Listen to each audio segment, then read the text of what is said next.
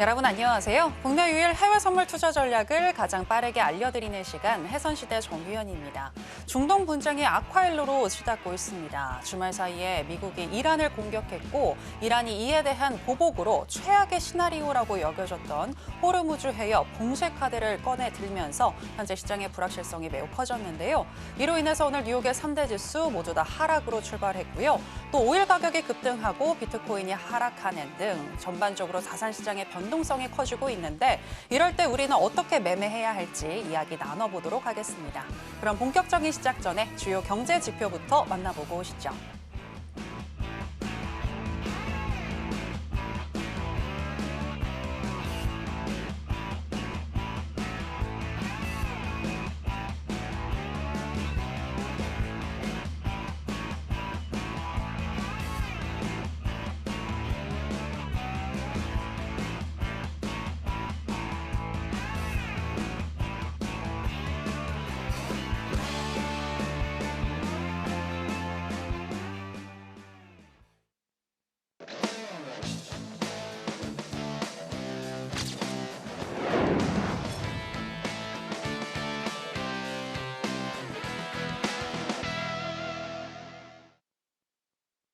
네, 해외 선물계 1타 강사 성견 마스터 나왔습니다. 마스터님, 안녕하세요. 네, 안녕하세요. 네, 반갑습니다. 월요일이 이렇게 찾아왔고요. 10시 30분, 우리 시간으로 10시 30분에 지금 현물시장 개장을 하고 선물시장도 지금 열심히 흘러가고 있는데 선물시장 어떻게 흘러가고 있는지 흐름 체크와 더불어서 주요 타점 좀 짚어주실까요? 네. 지금 일단 항생 좀 보도록 하겠습니다.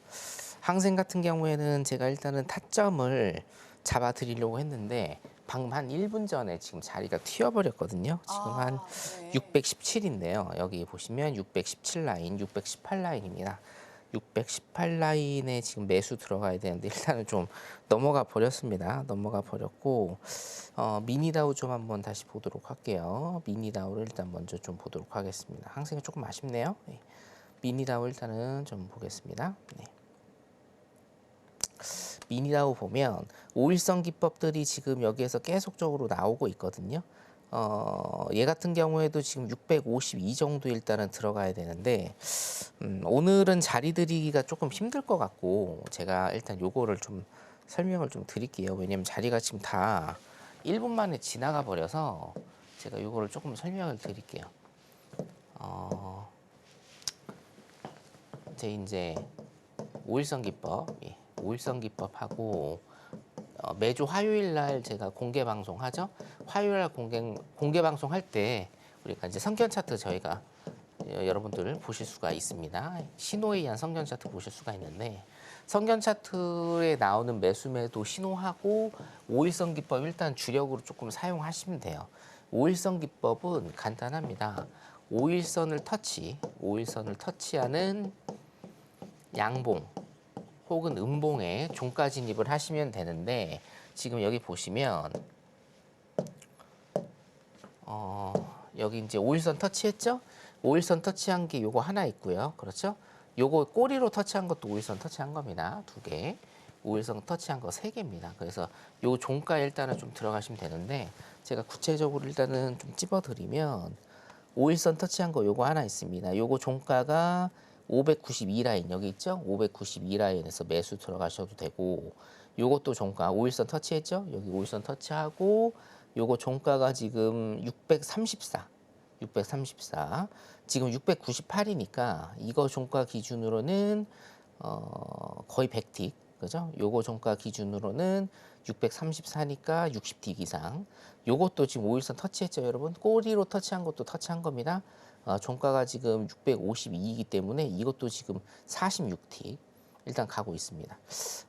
방금 전에 지금 57부 내에서 20, 30까지니까요. 몇 분 사이에 이렇게 조금 튀어버려서 조금 안타깝기는 한데 여러분들 항상 제가 자리를 이렇게 드리고 있으니까 여러분들도 거기에 맞춰서 일단 좀 하시면 될 것 같습니다. 미니다우 같은 경우에는 지금 일단은 자리들이 좀 많이 튀어서 기법 설명만 이렇게 지금 제가 좀 간단히 좀 해드리고 항생 지금 보면 항생도 마찬가지거든요. 항생도 마찬가지인데 지금 이제 여기에서 5일선 있죠? 5일선 맞고 튀는 자리가 있습니다. 617, 618 요 라인이고요. 지금 자리가 5일선 튀는 자리가 여기 하나 나왔죠. 650 정도입니다. 650 정도. 650의 매수 MIT 일단은 여러분들께서 하시면 될 것 같습니다. 635 정도 지금 지나고 있기 때문에 지금 아래에 있거든요. 아래에 있으니까 지금 들어가시는 게 아니고 MIT 기법을 여러분들 모르시면 하시면 절대 안 되고요. MIT 기법을 여러분들이 모르시면 절대 하시면 안 되고 650 이상으로 올라왔을 때 들어가는 겁니다. 그래서 여기 지금 5일선 터치했죠? 5일선 터치한 양봉의 매수존까지는 650 라인입니다. 그래서 23,650 항생입니다. 23,650에 왔을 때 매수 MIT, HTS MIT 존이 있거든요. MIT에 거셔서 650 이상으로 쭉 뻗는 거 일단 보시면 되고요. 일단 야간장이기 때문에 기본적으로 익절 30개, 손절 30개 걸고 일단 한번 체크해 보시면 되겠습니다. 자, 여러분들 뭐 많이 하시는 나스닥 일단은 한번 좀 보도록 하겠습니다. 나스닥 같은 경우에 지금 분봉상 여기 갔죠? 이것도 지금 5일선 터치했죠? 5일선을 터치하는 이것도 나스닥 같은 경우에는 제가 요즘에 하는 거를 별로 뭐 좋아하진 않아요. 왜냐하면 눌림이 굉장히 깊기 때문에. 그래서 5일선을 터치하는 양봉의 매수존까지 여기 있죠? 21,925, 21,925 요 자리하고 요 자리도 있죠. 요 자리. 종가 얼마인지 좀 볼까요? 이것도 지금 5일선을 터치하고 올랐습니다. 요 종가가 지금 955 정도 되네요. 21955. 그렇죠? 21955니까 21955. 지금 23포인트 같죠? 978이니까 23포인트. 약 몇 틱입니까? 92틱. 지금 아마 더 올랐을 것 같은데, 그죠? 100틱 이상 같습니다. 100틱 이상. 여기 5일선 터치하는 양봉의 매수 종가, 혹은 5일선 터치하는 양봉의 매수 종가 진입하셔도 100틱 이상 지금 나옵니다. 늦게 들어가셔도 100틱 이상 나와요. 이렇게 여러분들이 제 5일선 기법만 마스터를 하셔도 충분하게 리스크 없게 일단 이렇게 매매는 하실 수 있다. 일단 여러분들이 그렇게 보시면 될 것 같습니다. 미니다우 같은 경우에 지금 잠깐만 다시 볼게요. 지금 좀 잘 가기 때문에 아직 5일선 터치한 건 없죠? 예, 보이시죠, 여러분? 여기 떠 있습니다. 5일선 터치한 거 없어요. 그럼 일단은 여러분들 스탑하시고 항생만 아까 제가 말씀드린 그 라인에서 일단 한번 짚어보시면 될 것 같습니다. 여러분들 5일 많이 하시잖아요, 그렇죠? 요즘에 5일이 조금 뜨고 있기 때문에 5일 잠깐 보도록 하겠습니다. 자, 분봉상으로 일단은 들어갈 자리, 분봉상으로 일단 들어갈 자리는 요 자리 있죠. 요 자리도 5일선으로 들어가시면 됩니다. 종가가 72.9 하나네요, 그렇죠? 72.9 하나에 매도 MIT 하겠습니다. 5일 72.90으로 할게요. 90에 매도 MIT. 매도 MIT에서 익절은 일단은 20개, 손절은 한 15개 정도, 15개에서 20개 정도 잡으시고 일단 이렇게 익절 20개, 손절 15개 정도 일단 이렇게 할게요. 잡으시고 72.90, 72.90에 매도 MIT 일단은 좀 찍으시기 바래요. 이것도 뭡니까? 보이시죠? 5일선입니다. 5일선을 터치하는, 이번에는 음봉이니까 뭐예요? 매도겠죠? 5일선을 터치하는 음봉의 매도존까지 72.90에 일단은 하시면 되겠습니다. 변동폭이 굉장히 좀 크기 때문에 5일 같은 경우에는 타이밍만 조금 잘 잡으면 여러분들 충분히 수익 내실 수 있는 그런 사이즈 일단은 좀 나올 것 같고요.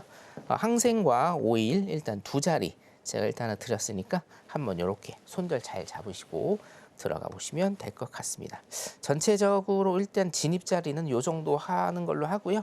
일봉이랑 조금 더 구체적인 거 차차 말씀드리도록 하겠습니다.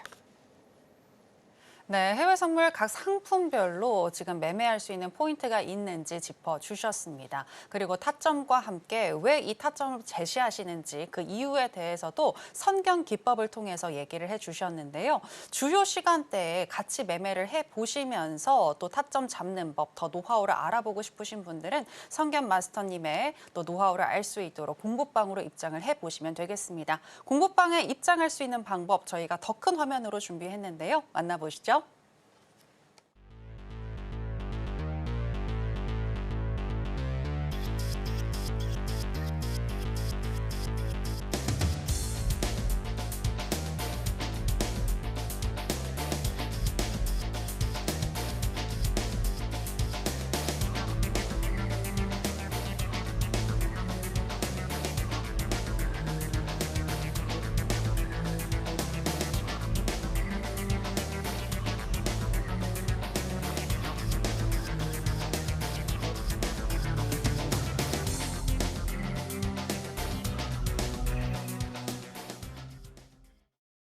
네, 성견 마스터님과 함께 하실 수 있는 방법 큰 화면으로 만나보고 오셨고요. 계속해서 현재 시장이 주목하고 있는 이슈들에는 어떤 것들이 있는지 살펴보시겠습니다. 네, 글로벌 주요 이슈입니다. 도널드 트럼프 대통령이 현지 시간 22일 이란 포르도를 비롯한 세계 지역 핵시설을 공습했다고 밝혔습니다.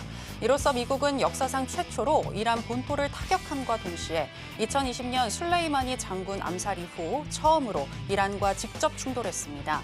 이번 공격에 대한 대응으로 이란은 이스라엘에 미사일과 무인기를 동원한 반격과 동시에 최대 무기인 호르무즈 해협 봉쇄 카드를 꺼내 들었는데요. 미국은 이란이 보복할 경우 더 큰 공격이 준비되어 있다며 확전을 경고하는 한편 이란산 원유의 80%를 수입하는 중국 측에 이란의 호르무즈 해협 봉쇄 움직임을 저지해달라고 요청했습니다.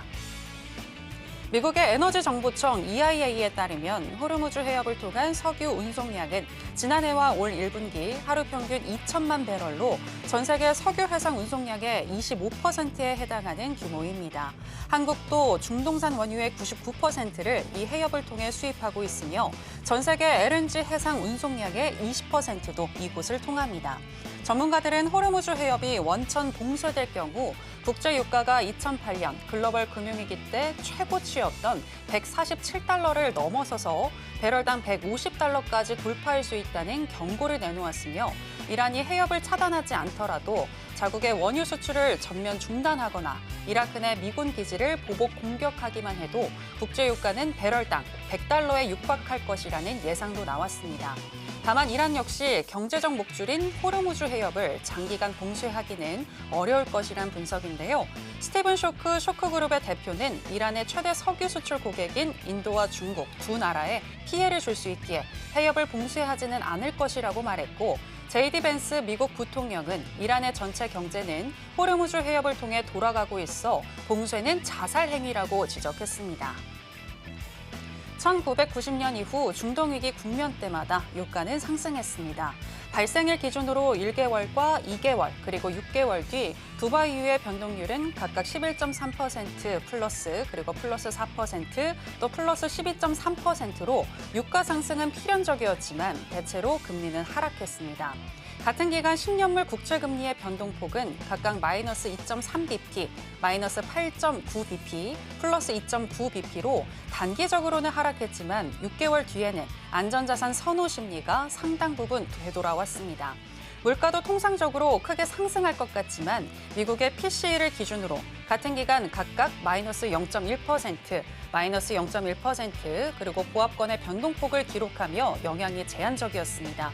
치킨 게임식의 충돌은 모두가 피하고 싶어하는 시나리오인데다 전쟁 또는 분쟁이 시장을 흔들려면 강대국의 직접적인 타격이 있어야 하지만 미국의 본토가 피해를 입을 가능성은 극히 희박하기 때문에 지정학적 이슈는 시장의 방향성을 바꾸는 것이 아닌 일시적인 변동성 재료로 보는 것이 바람직하다는 의견이 지배적이며 단기적으로는 글로벌 안전자산인 미국의 국채금리 하락폭이 커질 것이라는 전망입니다. 크리스토퍼 월러 연준 이사가 7월 금리 인하 가능성을 전격 제기했습니다. 월러 이사는 현지 시간 20일 CNBC와의 인터뷰에서 우리는 6개월 동안 금리를 동결했는데 인플레이션에 큰 관세 충격이 있을 것이라고 생각했기 때문이라며 하지만 우리는 그것을 보지 못했다. 우리는 데이터를 따른다고 말했습니다. 더불어서 고용시장의 하방 위험이 우려된다면 기다리지 말고 지금 움직여야 한다며 나는 다음 회의에서 정책금리 인하를 고려하기 시작해야 한다고 말하는데 전적으로 찬성한다고 언급했습니다. 반면 같은 날에 등판한 토마스 바킨 리치먼드 연방준비은행 총재는 데이터가 금리 인하를 서두를 필요가 있다고 말해주지 않는다면서 반대 의견을 내비쳤습니다.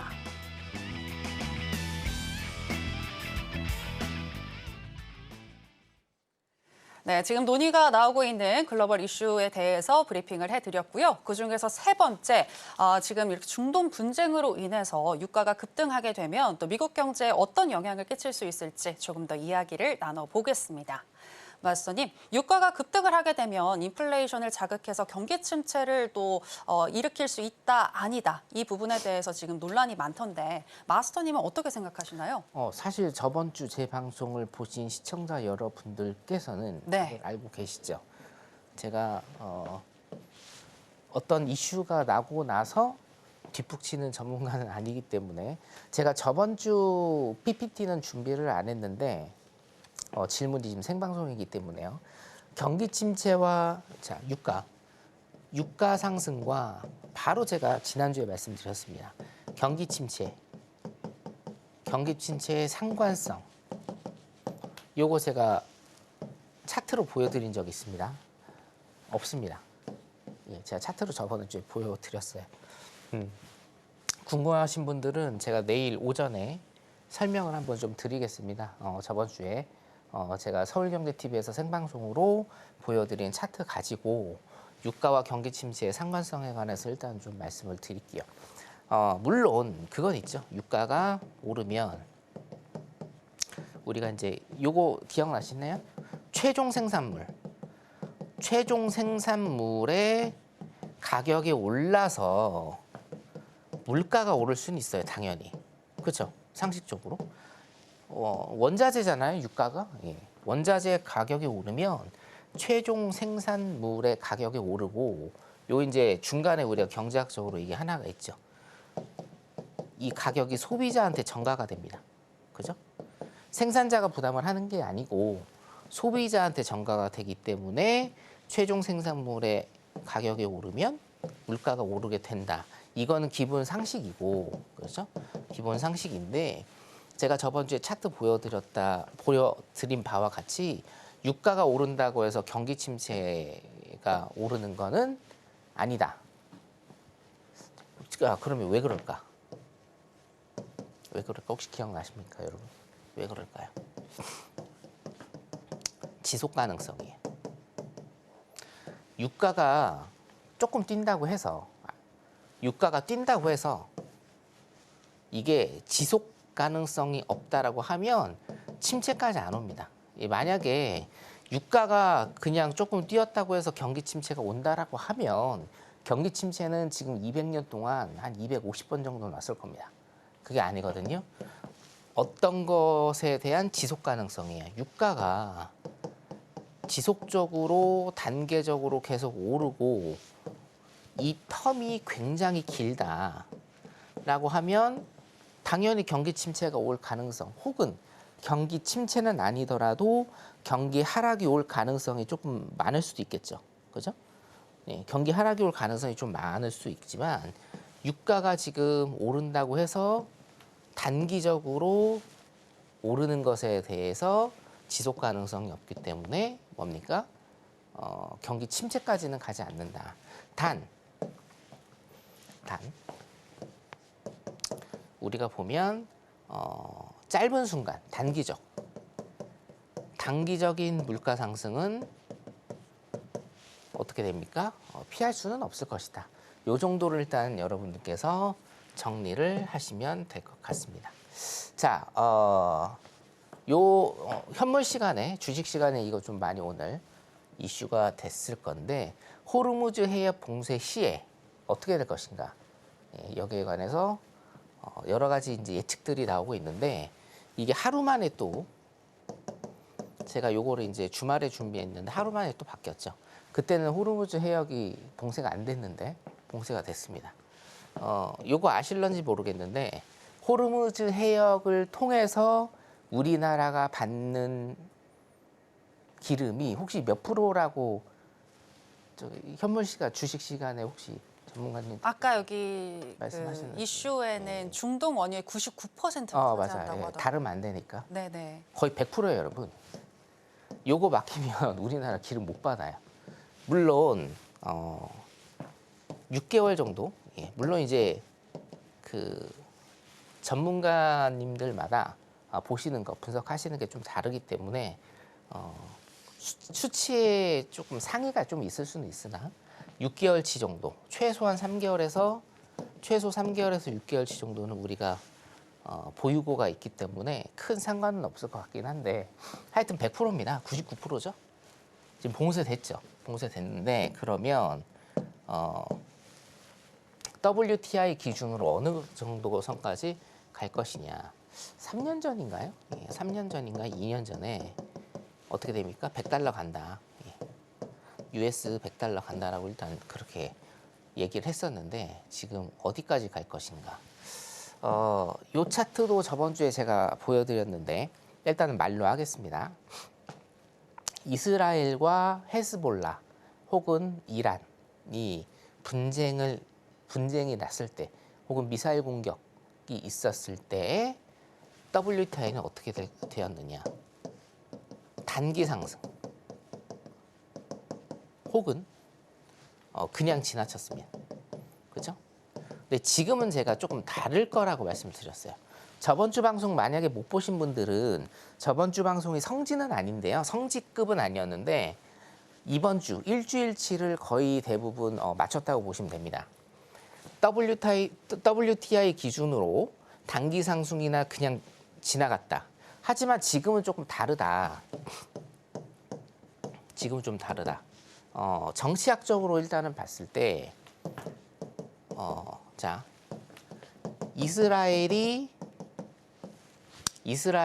지금 이란을 때린 이유, 그리고 이스라엘이 지금 이란을 때려서 얻으려고 하는 것이 그 전과는 조금 많이 상이할 것이다 라고 제가 지난주에 말씀을 드렸어요. 그러면서 제가 이 얘기를 했습니다. 이스라엘은 끝까지 갈 것이다, 이번에. 그렇죠? 기회를 잡았기 때문에 끝까지 갈 것이고 체제 전복으로 갈 것이다. 전복으로 갈 가능성이 굉장히 크다. 근데 오늘 트럼프가 얘기를 했죠. 그렇죠? 체제 전복적으로 일단은 갈 가능성이 굉장히 높아졌습니다. 자, 그럼 뭐예요? 이게 기간적으로는 장기가 될 수 있어요. 이해되시죠? 장기가 될 수 있다라고 하면 WTI 기준으로는 뭡니까? 굉장히 좀 많이 오를 수 있는 이런 모멘텀. 그러니까 제가 오일 같은 경우에는 항상 여러분들한테 방송을 해드리고 어떤 매매를 하면서 모든 지수와 모든 상품들이 그렇지만 특히나 오일 같은 완벽한 현물은 뭡니까? 수요와 공급 측면에서 이거는 기본적 분석이 굉장히 많이 영향을 받는다. 자, 전쟁이 일어났습니다. 수요 어떻게 돼요? 늘어나겠죠. 탱크 미사일 돌려야 되니까. 공급 뭐예요? 공급은 줄어들겠죠. 그러니까 뭡니까? 가격은 오릅니다. 가격 오르게 돼 있거든요. 지금 상황에서. 그러니까 이게 가격이 오르는 거에 포커스가 지금 맞춰져 있는 상황이고, 그리고 기간으로는 제가 말씀드렸다시피 장기로 갈 가능성이 굉장히 높아졌다라는 거예요. 장기로 갈 가능성. 그럼 오일은 뭡니까? 오일은 일단은 전고 라인이죠. 120달러요. 요거는 일단 생각 안 하셔도 되고, 지금 우리가 중요한 상징적인 숫자는 100달러입니다. 100달러. 2년, 3년 전에도 100달러를 돌파할 것이냐, 못할 것이냐. 결국에는 못했어요. 자, 근데 여러분들 5년 전에 나스닥도 일단 보시면 지금 2만 포인트에서 놀고 있는데요. 5년 전에 나스닥 10,000포인트를 넘을 것인가, 못 넘을 것인가로 굉장히 사람들이 기대감을 부풀었는데 못 넘었습니다. 9,600까지 간 걸로 제가 기억을 하는데요. 그 다음에 꼬꾸러지고 바로 또 올랐습니다. 10,000포인트 뚫었거든요. 오일도 마찬가지예요. 이 100달러 선에 근접해서 지금 꼬꾸라졌습니다. 그 다음에 뭡니까? 가본 길이기 때문에 100달러 뚫는 거는 뭐예요? 굉장히 쉬운 일일 수가 있어요. 그리고 지금 모든 상황이 그렇게 다 가고 있다. 자, 그래서 일단은 호르즈 무협 해협이 지금 봉쇄가 됐고 기간적으로도 지금 조금 길게 볼 가능성이 일단 있기 때문에 유가가 100달러 가느냐 120달러 가느냐 솔직히 큰 문제는 아닙니다. 제일 중요한 거 여러분들이 생각하셔야 될 건 뭐냐면 오를 가능성이 훨씬 더 크다라는 겁니다. 그렇죠? 80달러 가든 90달러 가든 사실은 큰 상관은 없어요. 뭐가 큰 상관이 있어요? 뭐에 여러분들이 초점을 맞추셔야 돼요?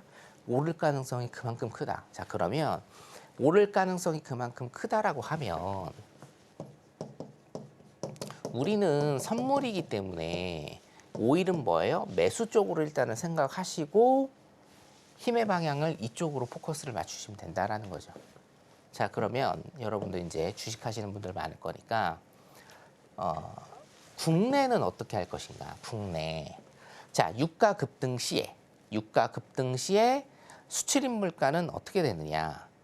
유가 급등 시에 수출입 물가 어떻게 됩니까? 당연히 뛰겠죠. 그렇죠? 예. 요거를 여러분들이 상식적으로 생각하시는 거를 차트로서 일단 구현을 해드리면 이렇게 되는 겁니다. 자, 그래서 요 하늘색, 옅은 하늘색이 유가고요. 요 이제 짙은 파란색이 수입 물가입니다. 유가가 뛰면 당연히 수입 물가도 오르게 되겠죠. 유가가 지금 뛰었기 때문에 우리나라 국내에 수입하는 수입 물가입니다. 국내 수입하는 수입 물가도 급등을 할 가능성이 굉장히 크다. 자, 그럼 이게 우리나라에 미칠 경제적인 상황, 경제 상황. 요거는 제가 내일 오전 중으로 일단 조금 말씀을 드릴게요. 왜냐하면 두 가지 측면에서 보셔야 되는 게 맞아요. 첫 번째, 자, 수입 물가가 뛰어요. 수입 물가가 뛰면 국내 생산 물가와 가격은 어떻게 됩니까? 상대적인 우위를 가집니다. 우리가 환율하고 똑같아요. 상대적인 우위를 가져요. 그러면 국내 생산품이 더 잘 팔릴 가능성이 많다. 자, 그런데 우리나라는 조금 특수한 경우죠. 왜요? 수출로 먹고 사는 나라이기 때문에 최종 생산물의 가격이 뛸 수가 있어요. 그럼 이거를 수출하죠. 다른 나라에 수출하면 우리나라에 들어오는 수입 물가랑 똑같은 현상이 벌어지는 거예요. 다른 나라에서는 우리나라가 생산해서 수출한 품목이 뭡니까? 수입 품목이기 때문에 상대적으로 다른 나라에 대한 상품 가격에 열등합니다. 이해되시죠? 무슨 얘기인지? 그래서 요거 두 개를 일단 좀 생각해야 된다. 근데 최종적인 거는 여러분 상식적으로 복잡할 때는 상식적으로 가시면 되거든요. 상식적으로 여러분 물가 뜁니다. 그죠? 물가 뛰면 국내 생산품도 물가가 뛰기 때문에 사람들이 잘 안 사고 우리가 수출하는 물품도 상대 교역국, 이제 교역국이라는 단어를 이제 씁니다. 경제학에서는 상대 교역국의 물품보다 상대적으로 가격이 비싸지기 때문에 안 좋아지는 게 일단은 결론적이다. 여러분들께서 이렇게 생각을 하시면 될 것 같아요.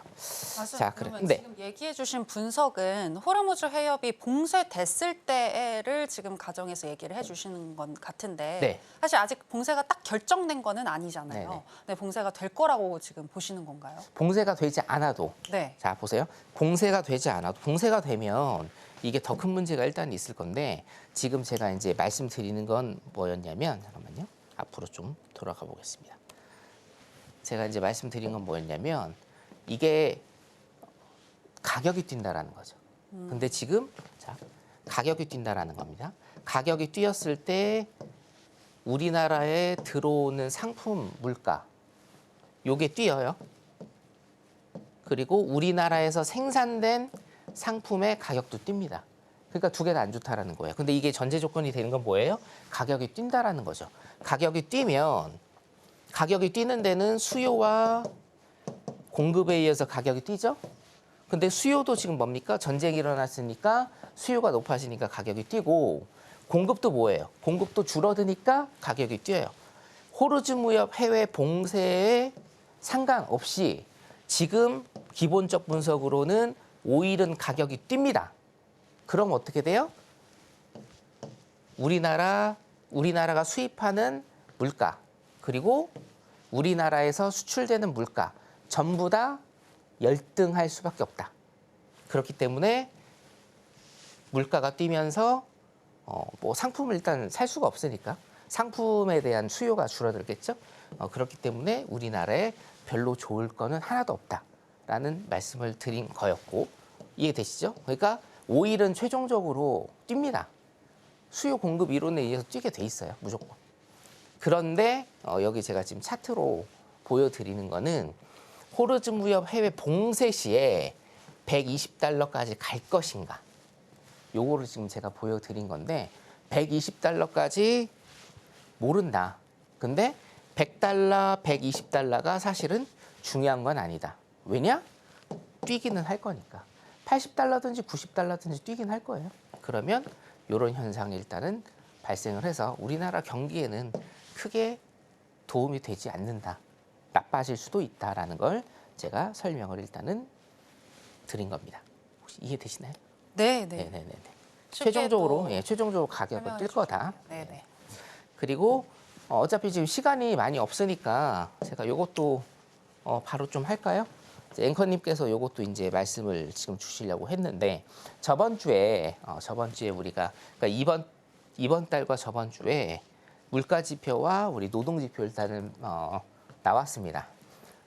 금리 동결. 그러니까 저번 주 FOMC 있었죠? 금리 네. 동결을 또 했는데 그거 제가 그냥 자연스럽게 좀 이어갈게요. 네.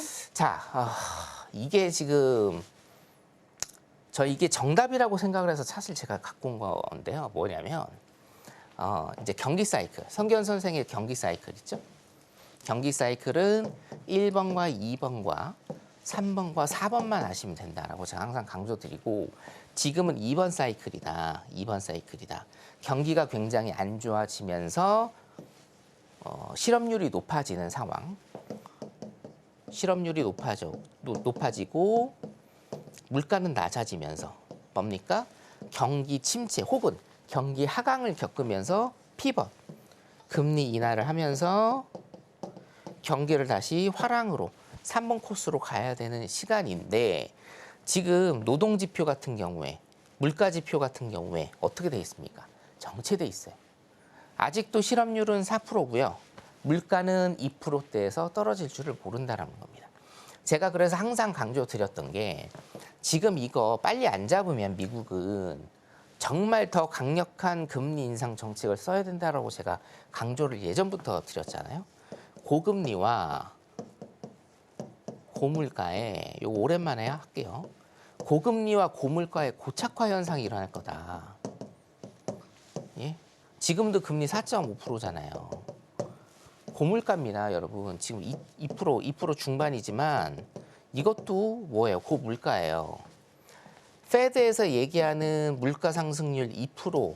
아니, 지금 한 2.5% 정도 되니까 0.5%만 밑으로 가면 될 거 아니냐라고 생각하시는데 절대 이렇게 보시면 안 된다. 왜요? 자, 페드에서 얘기하는 물가 1년의 물가 상승률 2.0%라는 거는요. 이게 뭐예요? 0%가 있습니다. 2.0%입니다. 이 맥시멈 가격이에요, 여러분. 이해되세요? 지금 9.1%에서 2.5%까지 내려왔다고 해서 와 이거 대단하다. 조금 있으면 2.0%까지 떨어지는데 지금 0.5%밖에 안 남았는데 이거 물가 다 잡힌 거 아니냐라고 생각하시는 분들. 그리고 이거 왜 고물가라고 하냐. 페드에서는 2.0%까지 수용한다고 했고 지금 9.1%에서 2.5%까지 내려온 상황인데 이거 고물가 아니지 않느냐. 물가 다 잡히지 않았느냐. 라고 생각하시는 분들이 있는데 아니라고요. 왜? 페드에서 얘기하는 2.0%는 연 단위로 그러니까 미국의 경제가 버틸 수 있는, 수용할 수 있는 뭐예요? 맥시멈 가격이 2.0%예요, 여러분. 이해되시죠? 이걸 뛰어넘었다고요. 풍선이 있는데 풍선의 탄력성이 2.0%까지고 2.0을 넘어서면 어떻게 돼요? 터질 수도 있다라고요. 이해되시죠? 그러니까 이거를 위에서 떨어진 거를 보시면 안 되고 0에서부터 2.0까지 이게 맥시멈이다를 여러분들이 인지를 하셔야 돼요. 근데 지금 실업률 같은 경우에는 4%대입니다. 실업률. 제가 미국의 실업률은 말씀을 드렸죠. 미국의 실업률이 4.0%면 완전 고용 상태, 완전 고용. 완전 고용은 뭡니까? 내가 일을 하고 싶어요. 그러면 뭐 페이와 일자리의 질과 상관없이 내가 일을 하고 싶으면 무조건 일을 할 수 있는 상태. 자, 두 번째, 물가. 물가는 지금 뭐예요? 2%대 중반이거든요, 여러분. 안 떨어져요, 지금 이게. 한 1년 동안 안 떨어지고 있어요. 물가 잡힌 거 아니에요. 그럼 뭐예요? 고금리, 고물가, 고착화 현상. 지금 미국의 금리가 4.5 정도 되는데, 아니 금리 4%면 4.5%면 이거 괜찮은 거 아니냐라고 이제 여러분들이 보실 수가 있는데 이게 아니라고요. 왜냐? 정책금리, 기준금리가 4.5%라는 얘기예요. 자, 페드가 있어요. 여기 밑에 뭡니까? 물론 이제 미국은 우리나라랑 조금 다르긴 한데 제가 이해를 위해서 조금 설명을 드리면 이게 시중은행이에요. 시중은행. 예? 그럼 시중은행은 어떻게 돼요? 돈 받아서 써야 돼요, 얘네한테. 그럼 여기서 뭡니까? 4.5%에 자기네들 이자를 받아야 돈을 쓰니까 뭐 2%, 3% 플러스를 한다고 칩시다. 그럼 뭡니까? 시중금리는 6%, 7%대예요. 이해되시죠? 이렇게 된다고요. 그러니까 고금리입니다. 고금리와 고물가의 고착화. 그렇죠? 자, 그러면 사실은 이게 그래프가 중요한 게 아니라 차트를 제가 중점적으로 가져온 게 아니라 저는 이 말이 너무 현실적으로 와닿았다, 미국에. 보세요. 지금은 아주 느리고 지속적인 냉각의 시대다. 이해되시죠? 무슨 얘기지? 굉장히 문학적이고 경제학적으로 굉장히 문학적이고 지금 작금의 미국의 경제 상황을 그대로 혹은 미래의 앞으로 단기적인 미래의 미국의 경제 상황을 정말 잘 표현한 그런 한 문장이다, 한 줄의 문장이다라고 저는 생각을 해서 이걸 일단은 가지고 왔습니다. 아주 느리고 지속적인 냉각이다라는 겁니다. 이게 어디예요? 지난주 파월이 FOMC에서 했던 얘기예요. 이게 굉장히 현실적인 거를 지금 얘기하고 있거든요. 뭐예요? 파월은 그때 이제 우리가 소프트 랜딩도 있었고 노 랜딩도 있었고 하드 랜딩도 있었습니다. 무슨 얘기냐? 경기 침체가 얕게 온다. 경기 침체가 아직 안 온다. 옐런 재무장관 같은 경우에 노 랜딩 주장했었죠. 경기 침체가 아주 세게 온다. 저 같은 매파들이 하는 얘기입니다. 뭐예요? 파월은요. 지금 매파적으로 평가를 받는 이유가 지난 FOMC 기자회견에서 매파적으로 지금 평가를 받는 이유가 바로 이것 때문입니다. 아주 느리고 지속적인 냉각의 시대다. 이해되시죠? 그러니까 뭡니까? 이게 바로 이겁니다. 고금리와 고물가의 고착화를 제가 항상 얘기를 했는데 이게 뭐예요? 지금 고금리 4.5% 어정쩡한 고금리고 고물가 사람들의 그러니까 그게 우리가 이제 희망 고문이라는 게 있잖아요. 눈에 보일 듯 하는데 잡히지 않는 것. 그게 뭐예요? 수년간 계속되는 상황. 지금 요겁니다. 이게 이거예요. 아주 느리고 지속적인 냉각의 경제 상황이다. 이게 계속 이렇게 3년, 4년, 5년 간다고 생각을 해보십시오. 얼마나 힘들겠습니까? 뭔가 잡히듯 잡히지 않는 지금 경제 상황을 파월은 지금 일단은 이렇게 얘기를 하고 있다. 자, 근데 이거를 또 금리를 낮추기도 힘들다. 자, 점도표 일단 보도록 하겠습니다. 점도표 일단은 보시면 금리가 낮아지긴 낮아질 겁니다. 지금 여기거든요. 금리가 잠깐만요. 금리가 일단 낮아지긴 낮아지겠죠, 당연히. 낮아지긴 낮아질 건데 이제 27년까지 요 정도 수준.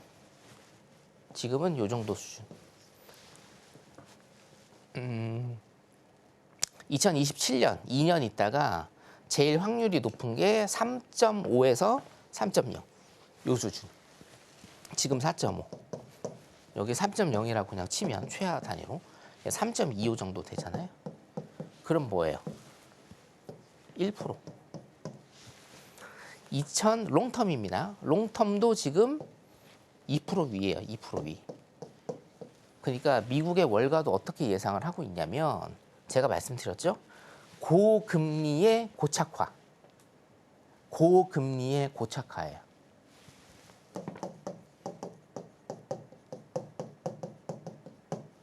고금리의 고착화.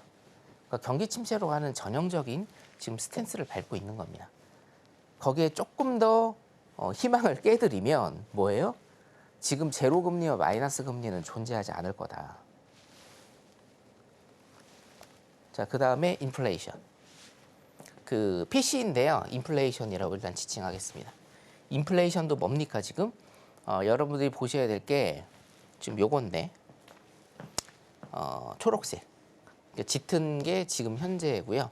초록색입니다. 초록색. 초록색이 2027년. 2027년에 PC 기준으로 거의 2.0을 맞춥니다. 2027년에.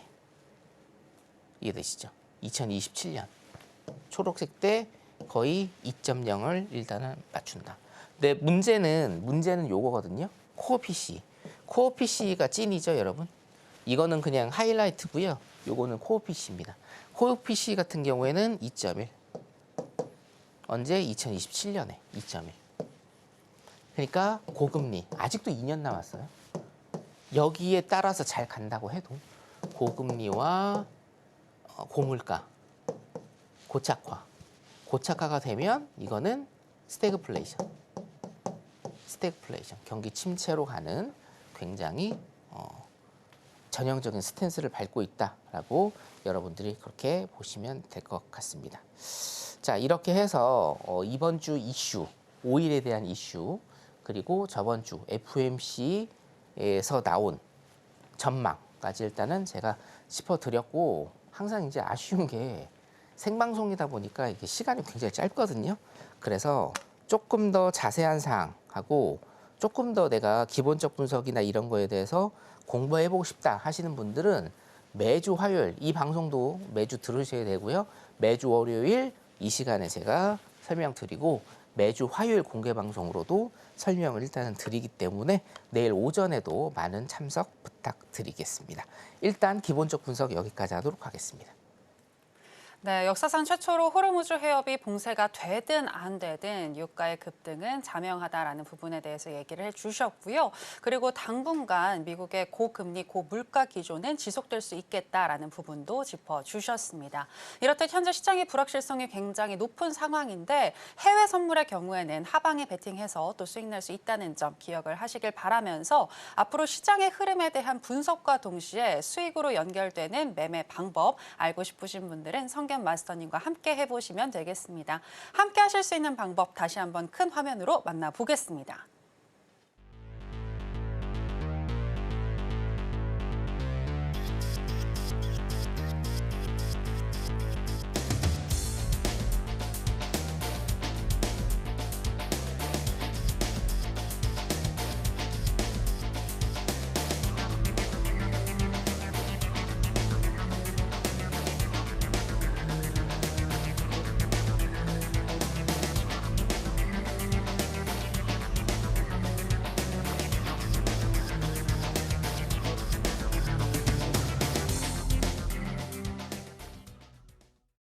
네, 미국 시장 오늘 3대 지수 모두 하락으로 출발을 했는데 현재 많이 회복하는 모습 나타나고 있습니다. 혹시 수익으로 또 연결할 수 있는 타점이 있을지 다시 한번 여쭤보겠습니다.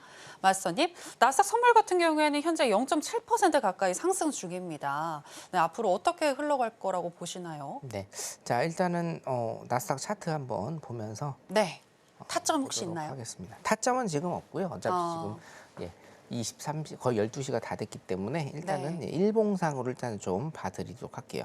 여러분, 그 나스닥 매매하시는데 어떻게 좀 행복하신지 모르겠습니다. 저는 요즘에 나스닥을 근 한 달간 거의 하질 않습니다. 이유는 간단합니다. 여기 보시면요, 여러분. 자, 일봉상으로 여러분들 보셔도 이런 게 있어요. 항상 선물은 빠르고 활발할 때 하셔야 돼요. 선물은 현물이 아닙니다. 시간의 투자라는 게 아니에요. 주식 같은 경우에, 현물 같은 경우에 제가 기본적으로 일단은 조금 말씀을 드리면, 기본적으로 주식은요, 시간에 투자를 하시는 거죠. 기업에 투자하시는 거고, 기업의 미래 가치에 투자하시는 거예요. 기업이 물건을 만들고, 그 물건을 뭐 소프트웨어든 하드웨어든 상관없습니다. 물건을 만들어서 그거를 영업자에서 팔고, 이득이 나면 그걸 주주한테 주는 겁니다. 그래서 시간에 투자를 하시는 건데, 해외 선물은 절대로 그렇지 않다. 해외 선물은 냉정하게 말씀드리면 한 달의 시간 안에서 내가 얼마나 빨리 수익을 얻느냐, 리스크를 줄이느냐의 싸움이에요. 그러면 활발할 때 하셔야 되고 거래량이 터질 때 하셔야 됩니다. 나스닥 일봉 차트 일단 보도록 하겠습니다. 이거 자리가 중요한 게 아니라 여러분들께서 매매를 하는 방법을 제가 말씀을 드리면, 자, 캔들을 보겠습니다. 매매는요, 오늘 잘 안 먹네요. 매매는 매도든지 매수든지 상관없다. 선물은. 그죠? 매수든 매도든 상관없어요. 뭡니까? 캔들이 길 때 하셔야 돼요. 거래량이 터질 때 하셔야 됩니다. 그래야 추세로 수익이 잘 납니다. 자, 캔들 길죠? 길죠? 길죠? 근데 지금 여기 어떻게 돼요? 지금 6월 달부터입니다. 지금 여기 어떻습니까, 여러분? 캔들이 작죠? 도치 캔들도 보입니다. 그러니까 캔들은 뭐예요? 고가와 저가의 흐름이다. 얘네들이 간 길이에요. 근데 캔들이 지금 도치도 있어요, 여러분. 그리고 캔들이 굉장히 작다. 고점과 저점의 진폭이 작다. 자, 이게 표준인데, 하루에 이게 표준인데 요 정도밖에 안 간다고 생각을 해보십시오. 추세 나옵니까? 추세 안 나옵니다. 그리고 손절을 걸어도 손절 다 따입니다. 오히려 손절을 안 거는 게 더 이득일 수가 있다는 거죠. 자, 그래서 제가 원래는 나스닥 골드 오일을 보려고 했는데 나스닥만 일단은 좀 짚어드릴게요. 골드 오일은 내일 공개 방송에서 짚어드릴 테니까 들어오십시오. 캔들이 이렇게 작을 때는 하는 게 아닙니다. 특히나 나스닥 같이 많이 움직이고 많이 튀는 것들은 캔들이 이렇게 작으면 매매하시는 거 아닙니다. 그래서 저는 과감하게 이 자리에서 여러분들한테 말씀을 드립니다. 나스닥은 아직 매매를 하실 때가 아닙니다. 더 자세한 사항은 내일 오전과 오후에 있는 제 공개 방송 때 말씀을 드리도록 하겠습니다. 내일 오전에 뵙도록 하겠습니다. 네, 무작정 진입하기보다는 우리가 진입하기 전에 어떤 부분을 잘 체크하면서 또 매매를 해야 하는지 그 부분 얘기를 해주셨는데요.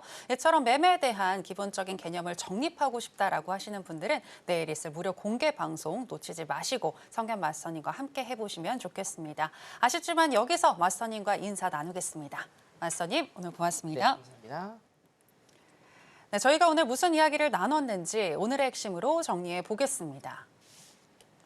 해선시대의 오늘의 핵심입니다. 먼저 거시경제를 짚어주셨습니다.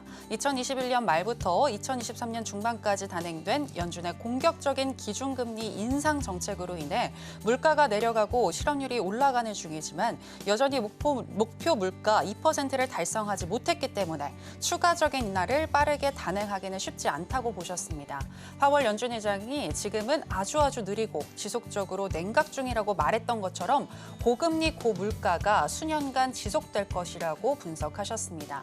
크루드 오일의 경우에는 이란의 호르무즈 해협 봉쇄 가능성으로 인해 중동산 원유뿐만이 아니라 WTI도 추가적인 상승 가능성이 매우 커졌다고 보셨고요.